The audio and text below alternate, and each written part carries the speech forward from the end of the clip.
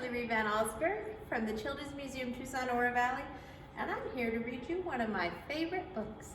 It's called Lost and Found by Oliver Jeffers. Here we go.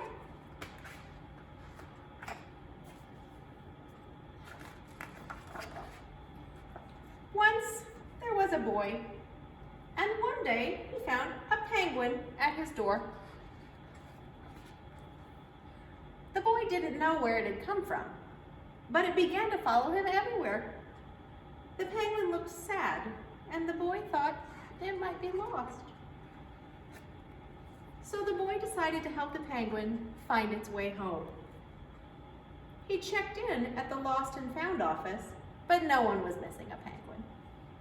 He asked some birds if they knew where the penguin came from, but they ignored him. Some birds are like that. The boy asked his duck, but the duck floated away. He didn't know. That night, the boy couldn't sleep for disappointment. He wanted to help the penguin, but he didn't know how. The next morning, he discovered that penguins come from the South Pole. But how could he get there? He ran down to the harbor and asked a really big ship to take them to the South Pole. But his voice was much too small to be heard over the ship's horn. So together, he and the penguin would row to the South Pole. The boy took his rowboat out of the cupboard, and they tested it for size and strength. They packed everything they would need, and together, they pushed the rowboat out to sea. They rowed south for many days and nights, with the boy telling stories all the way. The penguin listened to everything the boy said. They floated through good weather and bad, when the waves were as big as mountains, until they came to the South Pole. The boy was delighted, but the penguin said nothing. Suddenly it looked sad again as the boy helped it out of the boat.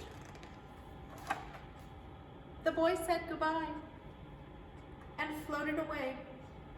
But as he looked back, the penguin looked sadder than ever. It felt strange to be on his own. And the more he thought, the more he realized he was making a big mistake. The penguin wasn't lost. He was just lonely. Quickly, he turned the boat around and headed back to the South Pole as fast as he could. What's happening? At last, he reached the pole again. But where was the penguin? The boy searched and searched, but he was nowhere to be found. Sadly, the boy set off for home. There was no point telling stories because there was no one to listen except the wind and the waves. But then the boy saw something in the water ahead of him.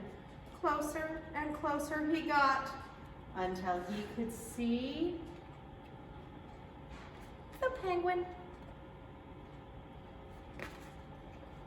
And so the boy and his friend went home together, talking of wonderful things all the way. There's a